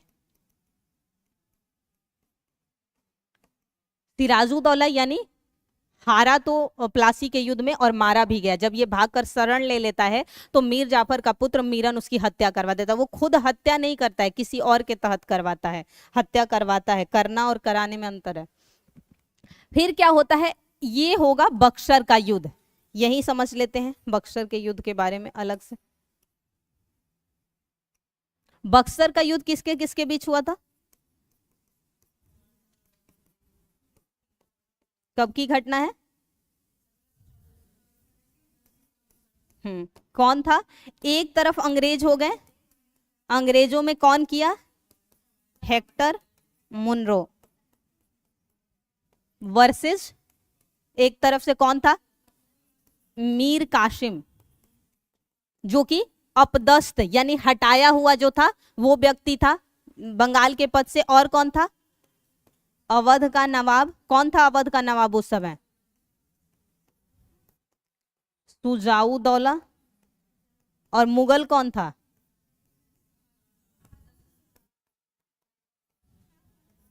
शाह आलम द्वितीय, जो कि अली गौहर के नाम से जाना जाता था, लेकिन इसे शाह आलम द्वितीय, असली नाम जो था अली गौहर था शाह आलम का, लेकिन शाह आलम द्वितीय। ये एक तरफ यानी कि वर्सेस का मतलब एक तरफ वो तीनों थे और एक तरफ, लेकिन ये जो जीत हुई थी ये कोई विश्वासघात की जीत नहीं थी। हाँ हाँ, इन्होंने अपने उस पे किया था, क्योंकि मीर जाफर को भी अब रियलाइज हो चुका था, मीर कासिम ऑलरेडी जा चुका था। मीर जाफर को दोबारा, अब सत्ता की बात करिए, आप देखते हैं कि राजनीति में क्या होता है, जब कोई गवर्नमेंट होगी तो पहले वो विपक्ष की बुराई करेगी कि अरे, जैसे अभी मान लीजिए जो भी सरकार वर्तमान में है वो दूसरे की बुराई करेगी। लेकिन एक व्यक्ति जैसे ही पार्टी बदल देगा, मान लीजिए कोई व्यक्ति अभी किसी एक पार्टी में है, मैं किसी का नाम नहीं ले रही हूं, ए बी दो पार्टी हम मान के चलते हैं, वो ए में रहेगा तो बी की हमेशा बुराई करेगा, लेकिन वही कुछ दिन बाद जैसे ही बी में जाएगा ए की बुराई करने लगेगा। तो इसे क्या हुआ, मीर जाफर पहले तो बुराई किया, फिर कासिम को बना, लेकिन जैसे ही सत्ता एक ऐसी चीज है, आज भी जैसे ही सत्ता की भूख कही जाती है इतनी होती है इंसान को कि वो किसी भी रास्ते पे चल सकता है। इसीलिए कहा जाता है कि राजनीति जो होती है या फिर जब आपको मिलता है तो बिन पेंदी का होता है, वो कहाँ लुढ़केगा कुछ पता नहीं होगा। तो वैसे ही मीर जाफर फिर दोबारा बन जाता है और ये जीत होती है। तो दो युद्ध याद रखिएगा, ये मोस्ट इंपॉर्टेंट घटनाएं हैं जिससे ईयर और डेट भी पूछा जाता है। डेट तीनों का पता है? ये 22 जून की घटना है, ये भी जून की ही घटना है, ये शायद अक्टूबर की घटना है जी। तो हमेशा ऐसे इंपॉर्टेंट घटनाओं में डेट, मंथ और ईयर तीनों याद रखिएगा। इस पर मेंशन है इसलिए मैं वहां नहीं लिखी हूं। 22 अक्टूबर 1764 को 22 अक्टूबर 1764 को बक्सर के युद्ध में बंगाल का अपदस्थ कौन था? मीर कासिम। अवध का नवाब वहां पर कौन था? सुजाउदौला। और मुगल बादशाह कौन था? शाह आलम द्वितीय, जिसका असली नाम था अली गौहर। ये संयुक्त रूप से थे और अंग्रेजी सेना का नेतृत्व किसने किया था? Hector mono. इसलिए मैं कहती हूं कि अगर इस नोट्स को आप 3-4 बार पढ़ लीजिएगा तो बहुत सारी जो है क्लियरिटी हो जाएगी और आपका रिवीजन हो जाएगा। इसी घटना के पश्चात होगी 2 संधियां इलाहाबाद की, एक 12 अगस्त को होगी और एक 16 अगस्त को। ये इंपॉर्टेंट है। 12 अगस्त 1765, 16 अगस्त 1765। ये जो संधि होगी ये अवध के नवाब के साथ होगी। पहली जो होगी किसके साथ? मुगल के साथ। तो क्या हुआ कि जैसे ही पराजय हुई किसकी? इन तीनों की, मुगल सीधे अंग्रेजों से आकर मिल गया, क्योंकि ऑलरेडी इनकी स्थिति खराब हो चुकी थी। इसने क्या किया, एक सालाना इतना वार्षिक तौर पे कि आपको 26 लाख रुपया दिया जाएगा, उसके बदले बिहार, बंगाल और उड़ीसा पूरी दीवानी किसको दे दी? मुगलों ने अंग्रेजों को दे दी। और यहीं पर कहीं ना कहीं जाकर अंग्रेज पूरी तरह भारत पे जो है उनका दबदबा बनने लगा, क्योंकि पूरी तरह दीवानी इनके हाथों में चली गई। उसके बाद जो दूसरी संधि की गई अवध के नवाब, शुरुआत में अवध का नवाब बोला कि नहीं, हम अंग्रेजों के साथ नहीं जाएंगे, लेकिन जब उसे लगा कि कोई और रास्ता नहीं है तो इसने भी आकर संधि कर ली। और अवध के नवाब से क्या हुआ, कड़ा का कुछ क्षेत्र मुगलों को दे दिया गया और अवध के नवाब पर यहीं पर पड़ी थी सहायक संधि की बीज। सहायक संधि पता है क्या थी? वेलेजली की घटना, जिसमें राजा के यहाँ जो सेना रखी जाएगी वो अंग्रेजों की होगी और खर्च कौन चलाएगा? राजा। यानी कि अपना जो उनका निजी सेना होगा वो या तो कृषक में संलिप्त होगा या कुटीर उद्योग चलाएगा। तो नुकसान किसका होगा? इनका। तो यहां पर पड़ी थी सहायक संधि की बीज, सहायक संधि की बीज। यानी कि यहाँ पर अवध के नवाब के यहाँ जो सेना रखी गई थी वो थी अंग्रेजों की, पर खर्चा कौन चलाता था? अवध का नवाब। लेकिन मूल रूप से जाकर वेलेस्ली बहुत समय बाद जो है इसे लागू करेगा, पर नींव यहीं पर पड़ी थी सहायक संधि की। तो ये 3-4 पॉइंट्स आपको याद रखना है, प्लासी युद्ध, बक्सर का युद्ध और सहायक संधि। और उसी के बाद फिर लागू होगा क्या? बंगाल में द्वैत शासन। किसने किया था बंगाल में द्वैत शासन? और अगर ये पूछा जाए कि जनक कौन है?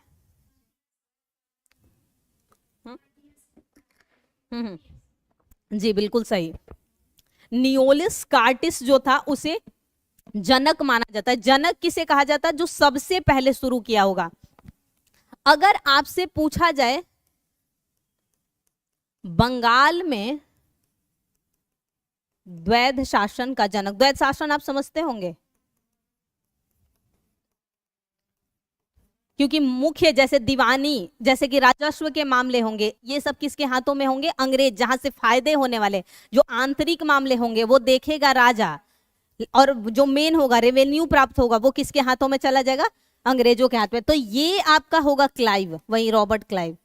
लेकिन ये पूछा जाए, सिंपल लिखा जाए कि द्वैत शासन का जनक कौन है, तो लियोनिस कर्टिस नाम था उसका, लियोनिस कर्टिस। और बीपीएससी में पूछा हुआ प्रश्न है, और मैं कह रही हूं दावे से लगभग 80% बच्चे देखते ही क्लाइव मार के आ गए थे उस बार, जबकि उसमें लियोनिस कर्टिस भी दिया था, या शायद वो दिया ही नहीं था, उस साल ई आंसर बताया गया था। तो सिर्फ पूछा जाए द्वैत शासन का जनक तो लियोनिस कर्टिस, और बंगाल में द्वैत शासन का जनक तो रॉबर्ट क्लाइव। क्लियर? तो ये कुछ बातें आपको याद रखनी है, ये सब मोस्ट इंपॉर्टेंट पॉइंट्स हैं जो कि एग्जाम में सीधे सीधे पूछ लिए जाएंगे आपसे। अब यहाँ पर क्रम देख लीजिए, ताकि कभी भी आपसे क्रम पूछा जाए ईयर वाइज तो याद रहे। मुर्शिद कुली खां 1727, कार्यों में यहां नोट कर लीजिए, राजधानी मुर्शिदाबाद, इतना तो याद रह जाएगा आप लोगों को। खालसा भूमि,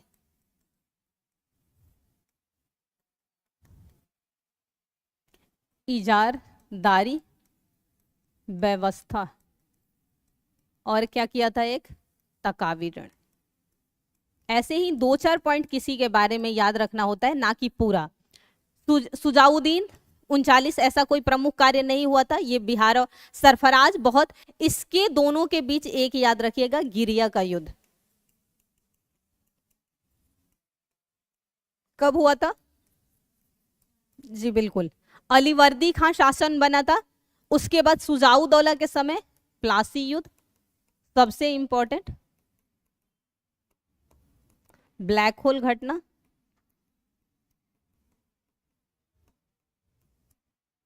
मीर जाफर अगला नवाब बना, तो ये 1756 से 57, ये 57 से 60, ये भी लगभग एक साल ही रहा। ये अलीवर्दी खां जो रहा ठीक ठाक समय, 40 से 56, 16 साल तक शासन किया। अगला बना कासिम 60 से 63, 63 में जैसे ही हारा, फिर 64 में जाके मीर जाफर के समय। हाँ, यहाँ एक बात याद रखिएगा, अगर प्रश्न ये पूछा जाए कि बक्सर के युद्ध के समय बंगाल का नवाब कौन था, तो मीर जाफर। युद्ध में शामिल हुआ है मीर कासिम, तो वो बंगाल का नवाब नहीं था, वो अपदस्थ यानी जो हट चुका था,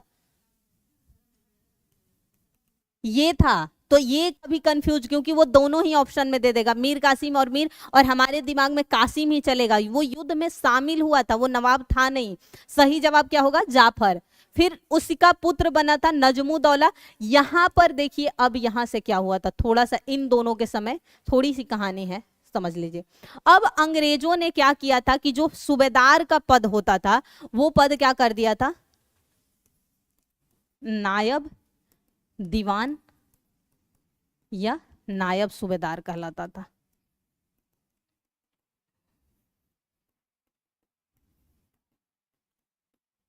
इनकी नियुक्ति कौन करेगा? अंग्रेज करेंगे। और पदस्थ यानी पद से कौन हटाएगा?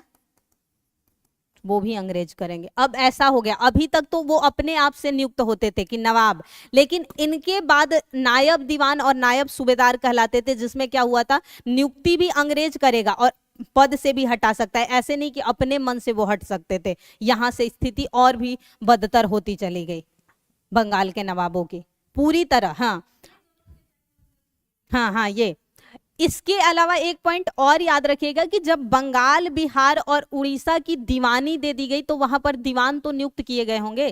तीनों की दीवानी जब अंग्रेजों के हाथ में चली गई तो तीनों स्थानों पे दीवान नियुक्त किया गया होगा। तो याद यहां नोट कर लीजिएगा, बिहार का दीवान नियुक्त किया गया था, बंगाल और उड़ीसा, इन तीनों के नियुक्त जो किए गए थे, यहां किया गया था दुर्लभ राय को, जो कि पहले क्या था, बंगाल का दीवान था, ये अब उड़ीसा का दीवान हो गया। बंगाल में किया गया था रजा खां, रजा खां को, मोहम्मद, पूरा नाम मोहम्मद रजा खां, और सिताब राय को, सिताब राय, ये पूछा हुआ प्रश्न है। बिहार में सिताब राय, बंगाल में मोहम्मद रजा खां और उड़ीसा में ये तीनों क्या थे, अंग्रेजों द्वारा नियुक्त, हाँ, दीवान। तो ये सब पॉइंट्स बिल्कुल याद होना चाहिए, सीधे सीधे पूछता है। ठीक, come to next page. Awadh, Awadh का संस्थापक कौन था, सआदत खां। ये जो थी बुरहान उल मुल्क, इसे उपाधि दी गई थी।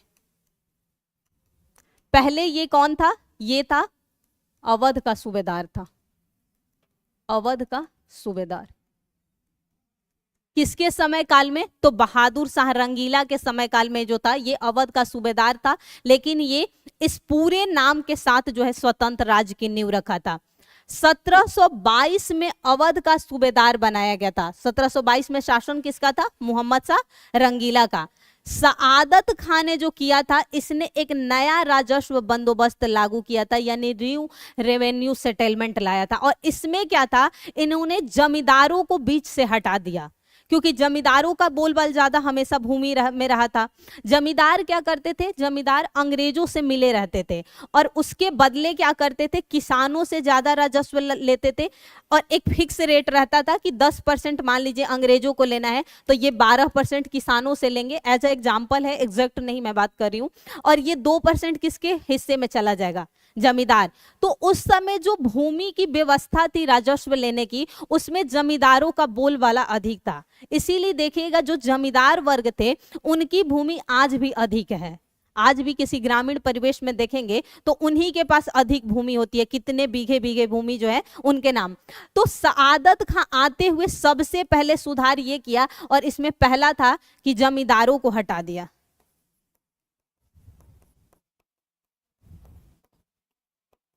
बिचौलिए से हटा दिया।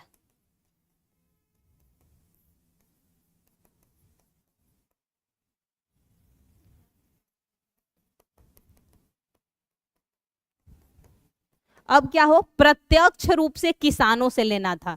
क्या होता था, जो भी भूमि में लगता था जितना परसेंट तय हो एकदम किसान देते थे। तो ये पहला सुधार सआदत खान ने किया था। 1739 में मुगल सम्राट अभी भी रंगीला था, मोहम्मद शाह रंगीला ने, नादिर शाह ने जब आक्रमण किया था, अफगानिस्तान का जो शासक था नादिर शाह ने जब आक्रमण किया था, तो दिल्ली से लड़ने के लिए इसने अवध के नवाब को, सआदत खां को ही भेजा था। याद रखिएगा, अगर पूछा जाए कि जब नादिर शाह ने मोहम्मद शाह रंगीला के समय दिल्ली पर आक्रमण किया था तो कौन गया था, तो ये गया था, सआदत खां को भेजा था। सआदत खां की जब मृत्यु हो जाती है तो उसका जो पुत्र होता है, ये पुत्र था, इसका पुत्र था ये सफदरजंग, ये जो था इसको उपाधि दी गई थी, अवध का नवाब बनता है। नाम इसका था सफदरजंग। अब्दुल मंसूर खां की उपाधि के साथ जो है ये अगला अवध का नवाब बना था। इसके समय क्या हुआ कि इलाहाबाद इनके हिस्से में चला गया। सआदत खां जब शासक बना तो इलाहाबाद, जो कि प्रयागराज अब कहलाता है, इनका अधिकार।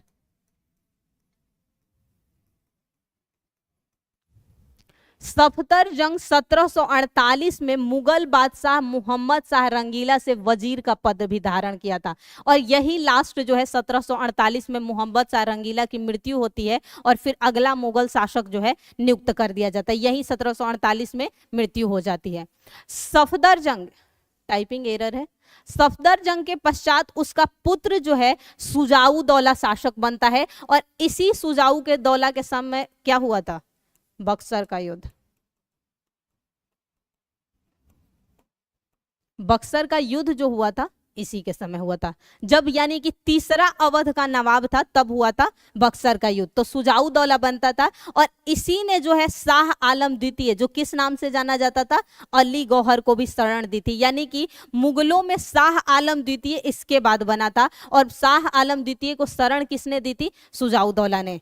मोहम्मद शाह रंगीला के बाद और शासक दो रहे थे बहुत कम समय काल के लिए, उनके नाम भी इतने फेमस नहीं है शायद, दो भाई थे वो दोनों थे। उसके पश्चात बना था शाह आलम द्वितीय अगला शासक, और इसको शरण दी थी किसने, सुजाऊ दौला ने। और सुजाऊ दौला ही किसे और शरण दिया था, मीर कासिम। मीर कासिम इसी के पास तो आया था अवध के नवाब के पास शरण मांगने, तो इसने उसे भी शरण दी थी और उसी टाइम ये तीनों ने मिलकर वो गुट बनाया था बक्सर का युद्ध करने का। नेक्स्ट, फिर हुआ 1761 में पानीपत का युद्ध। किसके किसके बीच हुआ था, हाँ, जिसमें जीत किसकी हुई थी, मराठा बुरी तरह हार गए थे। और इसी के बाद मराठों ने जब वो हार गए थे तो उसके बाद देखेंगे उन्होंने सुधार के लिए बहुत सारी नीतियां लाई थी। तीन हुए हैं पानीपत के युद्ध, कोई बता सकता है तीनों कब हुए।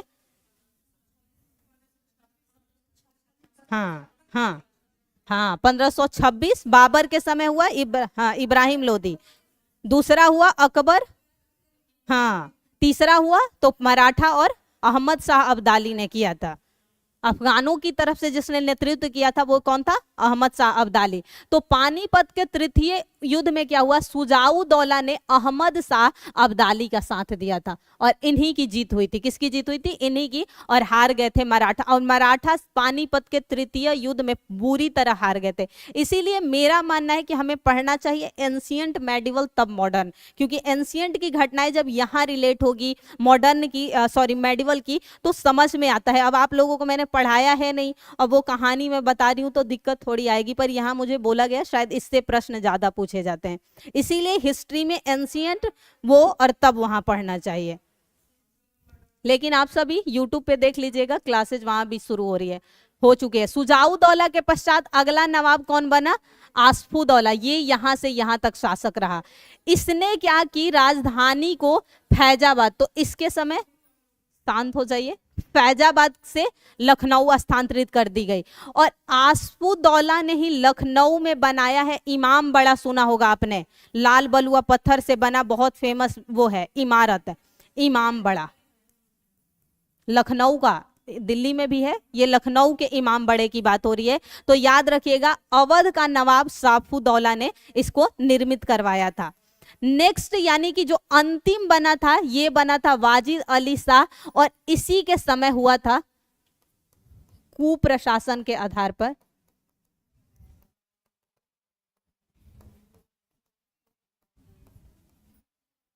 क्या था, अवध का विलय।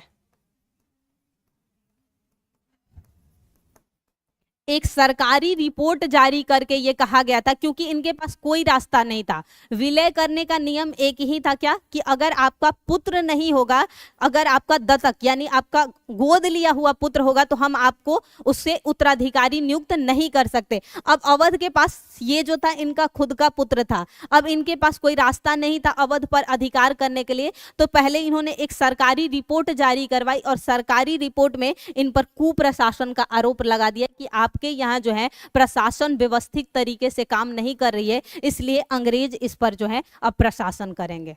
इतना तक किया अंग्रेजों ने भारत पे। तो ये यहाँ होता है किसका अंत हो जाता है, अवध का अंत हो जाता है। इनका नवाबों का क्रम देख लीजिए, सआदत का कितना 22 से 39 तक रहा। ये अब्दुल मंसूर बेन याद रखिएगा, सफदर जंग के नाम से जाना जाता है, क्योंकि ये पदवियां हैं तो इन्हें ऐसे कर लीजिए। ये 39 से 54 सुजाऊ दौला रहा, 54 से 75 आसफू दौला रहा, 75 से 97 और वजीर ये जो है 47 से 56, और यही अंतिम शासक रहा, क्योंकि इसके बाद जो है विलय कर लिया गया अंग्रेजों द्वारा। क्लियर। नेक्स्ट, मैसूर। तालीकोटा का युद्ध कब हुआ था और किसके बीच हुआ था, कितना, इतना बोल रही हैं आप, यही बोल रही है ना, 1500, बोलिए जी। ये हुआ था 1565 में, हुआ था तालीकट का युद्ध। और तालीकोटा का युद्ध हुआ था, एक तरफ से विजयनगर साम्राज्य था और एक तरफ से शायद इसमें जो सपोर्ट किया था वो मराठों ने किया था, और इसमें इनका अंत हुआ था। विजयनगर यहीं पर हार गया था तालीकोटा के युद्ध में। इसमें मैसूर में उस समय वंश कौन था? वाड्यार वंश था। लेकिन इनके पास अब नामात्र की शक्ति रह गई थी वाड्यार वंश के पास। लेकिन हैदर अली जो था, ये सोचिए, इसके बारे में मध्यकाल में कहा जाता है। और एक कहा जाता है, आपने पढ़ा होगा, ये तो आधुनिक भारत में आ गया, जब गुलाम वंश का संस्थापक कौन था? कुतुबुद्दीन। वो दास से शासक बना था और ये एक नॉर्मल साधारण सैनिक से ये एक शासक बना था। इन दोनों की योग्यता के बारे में कहा जाता था कि वो एक दास से शासक बना था और ये एक सैनिक से शासक बना था, इतना योग्य ये शासक था। तो क्या हुआ कि यहाँ पर नामात्र का एक शासक था जिसका नाम था चिक्का कृष्णराज। क्या नाम था? चिक्का कृष्णराज। उसी का शासन था, ऐसे ही बस काम चलाऊ शासन चल रहा था, अव्यवस्थित तरीके से शासन चल रहा था। हैदर अली क्या हुआ, एक साधारण सेना के रूप में, यानी जो नॉर्मल देखेंगे कि सैनिक में पद होते हैं, एक साधारण सैनिकों की भर्ती होती है, फिर अधिकारी होते हैं, तो एक साधारण सैनिक के रूप में ये कार्य करना शुरू किया था। लेकिन ये अपने योग्यता के दम पर सेनापति तक पहुंच गया था। सेनापति यानी सेना का सबसे जो प्रमुख होता है वो सेनापति कहलाता है। तो सैनिक से सेनापति बना और सेनापति से क्या बन गया? शासक बन गया। 1755 में इसने डिंडीगुल, एक स्थान है हैदराबाद में, फौजदार के रूप में हैदर अली ने फ्रांसीसियों की सहायता से एक शस्त्रागार, इसीलिए कहा जाता है कि इनके पास आधुनिक शस्त्रागार थे। टीपू सुल्तान ने भी किया था और हैदर अली ने भी किया था। और यही वजह थी कि इन दोनों के बीच जो है, अंग्रेजों और इनके बीच 4 युद्ध हुए थे, जिसमें 3 में संधियां हुई थी और चौथे में जो है टीपू सुल्तान मारा गया था और वहीं पर अंत हो गया था उनका। तो ये हुआ था, उनके बारे में विस्तार से हम आगे पढ़ेंगे। इसने क्या किया? कालीकट, ये रीजन, ये जो है क्या कहलाता है? मालाबार। मालाबार क्षेत्र के बहुत बड़े हिस्से पर इसने अधिकार कर लिया। ये ऐसा नहीं था कि अधिक कर लगाता था, लेकिन बहुत बड़े हिस्से पे जब आपका अधिकार होगा तो कर आपके पास क्या आएगा? अधिक आएगा। तो इसने क्या किया? कालीकट के बहुत बड़े हिस्से पर जो है अधिकार कर लिया और समूचे मालाबार तट पे पहली बार हैदर अली ने अत्यधिक भूमि पर कर लगाया। कर अत्यधिक नहीं लगाया है, यहाँ ये कंफ्यूजन मत होइएगा कि इसने कर रेवेन्यू आधा ज्यादा भूमि पर लगाया तो इसे कर जो है अधिक प्राप्त हुआ। और नायर, वहां पर देखे होंगे, नायर एक जाति, जैसे कि हमारे यहाँ ब्राह्मण जैसे हो जाते हैं, उधर नायर कहलाते हैं। उनसे इसका इसलिए बहुत, जो हिंदू थे वहां के, ये हिंदू वहां पर है नायर दक्षिण भारत में, तो इनसे बहुत संघर्ष हुआ था हैदर अली का। फिर इसका जो हैदर अली का होगा, आंग्ल मैसूर युद्ध होगा। इसकी चर्चा हम कल के सेशन में करें, नेक्स्ट जो भी सेशन होगा मैसूर में करेंगे चारों की चर्चा, क्योंकि अभी आप लोगों का टाइम लगभग हो चुका है। फिर हुआ केरल। केरल में 4 राज्य थे, कालीकट, चिरक्कल, कोचीन और त्रावणकोर। त्रावणकोर का ही राजा था मार्तंड वर्मा और यही सबसे मुख्य था, यानी ये वाला जो क्षेत्र था केरल का, वहां का सबसे, और मार्तंड वर्मा ने ही केरल में जो है स्वतंत्र राज्य की नींव रखी थी। इन चारों में से इसने जो है रखी थी। मार्तंड वर्मा ने भी क्या किया था? जिस प्रकार हैदर अली ने फ्रांसीसियों की सहायता से सेना का गठन किया था, इसने अंग्रेजों की सहायता से जो है सेना का गठन किया था। मार्तंड वर्मा ने इसके अलावा क्या किया? कृषि में विकास करने के लिए। इससे पहले अगर पूछा जाए सिंचाई के लिए सुधार किसने किया था? सबसे पहले नहरों का निर्माण,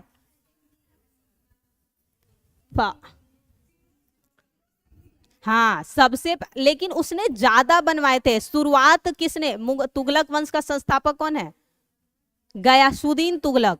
शुरुआत सिंचाई व्यवस्था में नहरों में किया था गयासुद्दीन तुगलक। अत्यधिक नहरों का निर्माण और व्यवस्थित तरीके से सिंचाई व्यवस्था जो लाया था वो था फिरोज शाह तुगलक। यही डिफरेंस है, शुरुआत किसने की थी?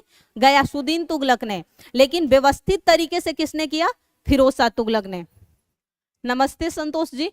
सिंचाई व्यवस्था लाया। सिंचाई व्यवस्था कुछ नहीं इसलिए किया जाता है कि कृषि जो है अच्छे से हो, और जैसे ही कृषि उपजाऊ होगी तो कृषक जो है समय पर अपना रेवेन्यू जो है दे देंगे।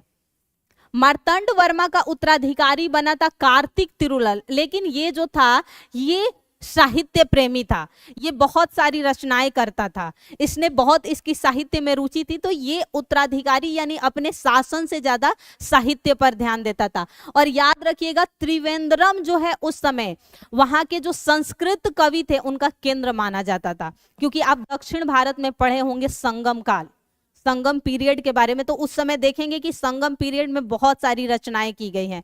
तो इस काल में त्रावणकोर राज्य की जो राजधानी थी त्रिवेंद्रम, जो वर्तमान में किस नाम से जानी जाती है, तिरुवनंतपुरम, जो कि राजधानी है केरल की, ये विद्वानों का प्रमुख, किस विद्वानों का, तो संस्कृत, क्योंकि द्रविड़ जो भाषा है आज भी देखेंगे दक्षिण भारत की भाषा में संस्कृत का प्रयोग ज्यादा होता है। जैसे वो लोग जल के लिए आज भी नीर शब्द का प्रयोग करेंगे, वो ज्यादा संस्कृत द्रविड़ से मिलता हुआ। जाट, जाट मैंने पहले ही बोला, ये मूल रूप से कहाँ, दिल्ली और एनसीआर का मान लीजिए जो रीजन था, जिसमें हरियाणा का, वेस्टर्न का कुछ और राजस्थान का कुछ हिस्सा वहां पर है। ये भरतपुर राजस्थान का एक जिला है, वहां पर जाट राज्य की स्थापना किसने की थी, चूड़ामन और बदन सिंह द्वारा। 1763 में जैसे ही सूरजमल की मृत्यु हो जाती है, जाट राज्य का क्या हो जाता है, पतन हो जाता है। तो बस इतना, बहुत सारे पॉइंट्स इन सब में नहीं याद रखने हैं, जब आगे पढ़िएगा। रुहेलखंड, ये है हिमालय का तराई रीजन का क्षेत्र जो है, वहां का क्षेत्र जो है वो कहलाता है क्या, रुहेलखंड। कन्नौज और उधर के आसपास का जो रीजन है वो आता है रुहेलखंड में। संस्थापक कौन था, अली मुहम्मद खां। राजधानी आंवला, एक उत्तर प्रदेश में अगर सुना होगा तो शहर का नाम है, एक जिला है जिसमें एक शहर है आंवला, वो इनकी राजधानी थी। और रामपुर भी उत्तर प्रदेश के एक जिले का नाम है, रामपुर, जो कि नेपाल की तराई से लगता है। तो ये जो तराई, नेपाल की तराई का रीजन है, वही रुहेलखंड कहलाता था। अब पहले तो जो रुहेल का नेता था कौन, हाजिब रहमत, हाफिज रहमत खां, ये क्या करता था कि जो बाहरी आक्रमण, ये लोगों के पास इतनी अच्छी सेना नहीं थी और ना ही इतने अच्छे शस्त्र थे, तो इसने क्या किया था कि बाहरी आक्रमणों से बचने के लिए अवध के नवाब के साथ क्या कर ली थी, ट्रीटी कर ली थी कि जब भी कोई बाहरी आक्रमण मेरे पर किया जाएगा तो आप हमारी रक्षा करेंगे। लेकिन क्या हुआ कि हाजिब रहमत खां क्या किया, धन राशि जो संधि में था, संधि में यही होता है कि कितना आप, जैसे आज भी कोई एमओयू साइन किया जाता है जब दो गवर्नमेंट के बीच, तो कुछ होते हैं कि आप हमें ये मदद करेंगे हम, तो जब ये जितनी धन राशि तय थी और ये नहीं दिया, किसने, रुहेल राजा ने नहीं दिया, तो अवध ने क्या किया, अंग्रेजों के साथ मिलकर इसी पर हमला कर दिया। अवध ने अंग्रेजों के साथ मिलकर इसी पर क्या है, आक्रमण कर दिया। अब फिर इसी के बाद हुआ था मीरापुर कटरा का युद्ध 1774 में, और इसी में मारा गया था। लेकिन बाद में इसी के पुत्र को जो है अंग्रेजों ने वहां उत्तराधिकारी घोषित कर दिया, लेकिन नामात्र। शक्ति किसके हाथों में होगी, अंग्रेजों के हाथों में, पर उत्तराधिकारी कौन होगा, उसका पुत्र ही होगा। तो उसके बाद उसका पुत्र फैजुल्लाह खां को रामपुर का शासक नियुक्त कर दिया गया, पर शक्ति किसके हाथों में होगी, अंग्रेजों के हाथ में। क्लियर। अब सिख गुरु, सिख गुरु के बारे में 4-5 पॉइंट याद रखनी है। गुरु नानक कौन थे, सिख गुरु की स्थापना, जो संस्थापक थे, गुरु अंगद, गुरु मुखी लिपि का आविष्कार किया था। तो इसमें ऐसे ही प्रश्न पूछे जाते हैं सीधे, संस्थापक कौन थे, गुरुमुखी लिपि, बट इसमें कंफ्यूजन बहुत होता है, क्योंकि सब में एक तो गुरु गुरु ही लगा होता है। 10वें तो पटना से जिनका संबंध है, हाँ, गुरु अमरदास, लंगर प्रथा पता है, लंगत और पंगत पता, जो एक साथ खाना खिलाया जाता है, उसकी शुरुआत की। गुरु रामदास ने अमृत शहर, गोल्डन टेम्पल। तो एक एक पॉइंट ही सब में याद रखना है, इसमें संस्थापक ये, इसलिए जितना मैं गोल, हाँ हाँ क्या, हाँ लाए थे, पर लागू अस्थाई यहाँ लिखा हुआ है, अस्थाई किसने कर दिया, ये शुरू कर दिए थे। अच्छा ये दिया हुआ है बुक्स में, तो यही मैं कहती हूँ कि साहित्यिक जो स्रोत होते हैं उसमें अंतर स्रोतों में हो सकता है, किसी बुक में ऐसा लिखा होगा, पर ये डिपेंड कर दे। अगर मान लीजिए दोनों ऑप्शंस दिया हो तो या तो विभाग ही उस प्रश्न को हटा देगा, या दोनों में से एक ऑप्शन दे हो तो जो ऑप्शन हो आप टिक कर दीजिएगा अगर आपने पढ़ा है ऐसा तो, ठीक है, क्योंकि साहित्यिक स्रोतों में अंतर आ जाएगा।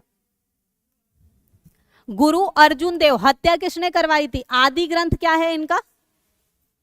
इनकी मूल जो ग्रंथ है उसे आदि ग्रंथ कहते हैं।